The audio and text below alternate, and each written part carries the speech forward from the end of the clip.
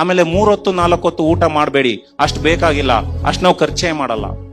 ನಮಗೆ ಬೇಕಾಗಿರೋದು ನಾರ್ಮಲ್ ಜೀವನಕ್ಕೆ ಮಾಡರೇಟ್ ಇದರಲ್ಲಿ 1500 2000 ಕ್ಯಾಲರಿ ಬೇಕು ನಮ್ಗೆ. ನಾವು ಒಂದು ಮದುವೆ ಊಟದಲ್ಲಿ 2000 ಕ್ಯಾಲರಿ ತಿಂತೀವಿ, ನಾವು ಒಂದು ಹಬ್ಬದ ಊಟದಲ್ಲಿ 2000 ಕ್ಯಾಲರಿ ತಿಂತೀವಿ. ನಾವು 3 ಊಟ 4 ಊಟ ಮಾಡಿದ್ರೆ ಶರೀರ ಹೆಂಗ್ ತಡ್ಕೋಬೇಕು? ಓವರ್ಲೋಡ್ ಆಗ್ಬಿಡುತ್ತೆ. ಅದೇ ಕೊಲೆಸ್ಟ್ರಾಲ್ ಕನ್ವರ್ಟ್ ಆಗಿ ರಕ್ತದಲ್ಲಿ ಹರಿದು ಸಮಸ್ಯೆಗಳಾಗಿ ಬರೋದು. ಆಹಾರ ಮಿತವಾಗಿ ಬಳಸಿ.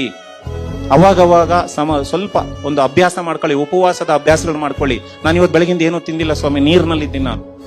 ಪ್ರತಿನಿತ್ಯ ನಾನು 2 ಊಟ ಮಾಡೋದು. ಮಧ್ಯಾಹ್ನ 2 ಗಂಟೆಗೆ ಮೊದಲನೇ ಊಟ, ರಾತ್ರಿ 10 ಗಂಟೆಗೆ 2ನೇ ಊಟ ಅಷ್ಟೇ. ಮಧ್ಯದಲ್ಲಿ ಎಂತ ಇಲ್ಲ, ಏನೂ ಇಲ್ಲ. ತಿಂಡಿಗಳೆಲ್ಲ ಬಿಟ್ಬಿಟ್ಟಿದ್ದೀನಿ ನಾನು. ತಿಂಡಿಗಳೇ ಡೇಂಜರ್.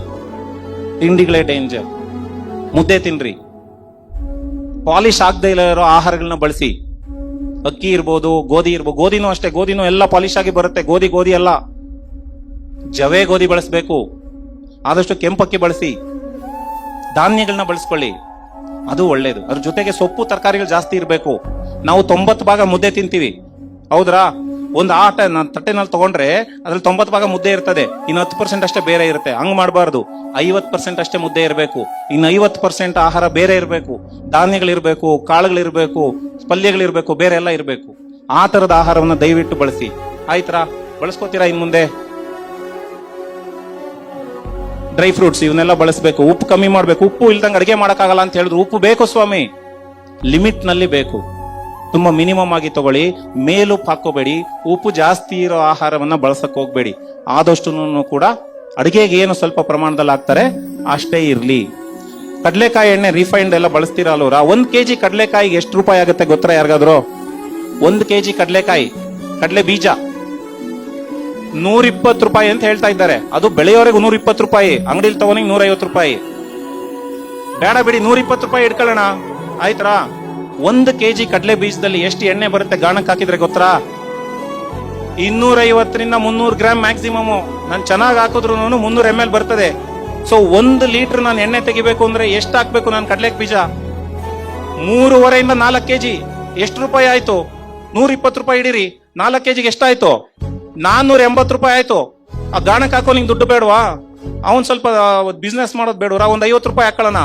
500 ರೂಪಾಯಿ ಇಲ್ದಲೆ ಯಾರಾದ್ರೂ ನಿಮ್ಗೆ ಎಣ್ಣೆ ಕೊಡ್ತಾ ಇದಾರೆ ಅಂತ ಅಂದ್ರೆ ನಾಮ ಹಾಕ್ತಿದ್ದಾರೆ ಅಂತ ಅನ್ಕೊಂಬಿಡಿ. ಮತ್ ಹೆಂಗ್ ಕೊಡ್ತಾರೆ? ನೋಡಿ, ಅದಕ್ಕೆ ಪ್ಯಾರಾಫಿನ್ ಅಂತ ಹಾಕ್ತಾರೆ. ಪ್ಯಾರಾಫಿನ್ ಅದು ಇನ್ನರ್ಟ್, ಅದು ಅದಕ್ಕೆ ಯಾವ ವಾಸನೆ ಹಾಕಿದ್ರು ತಗೊಳುತ್ತೆ, ಯಾವ ರುಚಿ ಕೊಟ್ಟರು ತಗೊಳುತ್ತದು. ವ್ಯಾಸ್ಲಿನ್ ಏನ್ ಬರ್ತದೆ ನಾವು ಹಚ್ಕೊಳ್ತೀವಲ್ಲ, ಪೆಟ್ರೋಲಿಯಂ ಜೆಲ್ಲಿ, ಆ ಪ್ಯಾರಾಫಿನ್ ವ್ಯಾಕ್ಸ್ ನ ಎಣ್ಣೆಗೆ ಮಿಕ್ಸ್ ಮಾಡ್ತಾ ಇದ್ದಾರೆ. ಇದು ಎಲ್ಲಾ ಕಡೆ ಇದೆ ಮಾಹಿತಿ. ನಾನು ನಂದು ಹೇಳ್ತಾ ಇಲ್ಲ, ನಾನು ಯಾರ ಮೇಲೋ ಒಂದು ಇದನ್ನ ಇಟ್ಕೊಂಡು ಹೇಳ್ತಾ ಇಲ್ಲ. ನಾನು ಇದ್ರ ಬಗ್ಗೆ ರಿಸರ್ಚ್ ಮಾಡಿದ್ದೇನೆ, ಪೇಪರ್ ಅಲ್ಲಿ ಆರ್ಟಿಕಲ್ಸ್ ಬರ್ದಿದ್ದೇನೆ, ಗೌರ್ಮೆಂಟ್ ಆರ್ಟಿಕಲ್ಸ್ ಬರ್ದಿದ್ದೇನೆ. ನಾನು ದಯವಿಟ್ಟು ಬ್ಯಾನ್ ಮಾಡಿ ಇದನ್ನ ಅಂತ.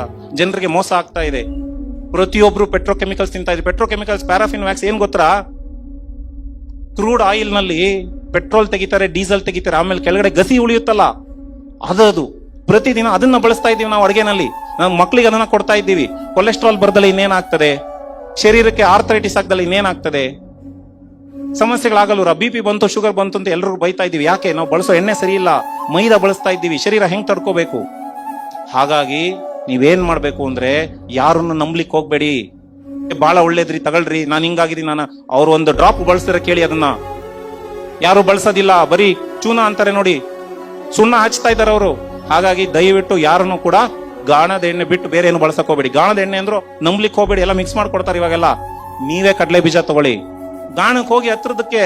ಏನ್ ಪ್ರಾಬ್ಲಮ್? ಸಮಯ ಕೊಡಿ ಆಹಾರಕ್ಕೆ. ಒಳ್ಳೆ ಆಹಾರ ಬೇಕಂದ್ರೆ ಹುಡುಕ್ಬೇಕು ಸ್ವಾಮಿ, ಎಲ್ಲೂ ಸಿಗೋದಿಲ್ಲ. ಅಂಗಡಿನಲ್ಲಿ ಸಿಗೋದು ಯಾವ್ದು ಒಳ್ಳೆ ಆಹಾರ ಅಲ್ಲ. ಸೊ ಗಾಣಕ್ಕೆ ತಗೊಂಡೋಗಿ ಹಾಕಿ, ಗಾಣಕ್ಕೆ ಹಾಕ್ಸಿದ್ರೆ ಎಣ್ಣೆ ಬರ್ತದೆ, ಅದನ್ನ ತಗೊಂಡ್ ಬಳಸಿ. ನಮ್ಮನೆಲ್ಲ ನಾನು ಹಿಂಗೆ ಮಾಡೋದು.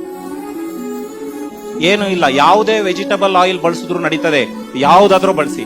ಯಾವ ಎಣ್ಣೆಲೂ ಏನು ವ್ಯತ್ಯಾಸ ಇಲ್ಲ. ಯಾವ ಎಣ್ಣೆನಲ್ಲೂ ಒಂದು 5% ವ್ಯತ್ಯಾಸ ಇರ್ಬೋದು ಅಷ್ಟೇ. ಅದು ಬಿಟ್ರೆ ಯಾವುದೇ ಎಣ್ಣೆ ಬಳಸಿ, ವೆಜಿಟಬಲ್ ಆಯಿಲ್ ನ ಬಳಸಿ, ಮಿತವಾಗಿ ಬಳಸಿ ಅಷ್ಟೇ.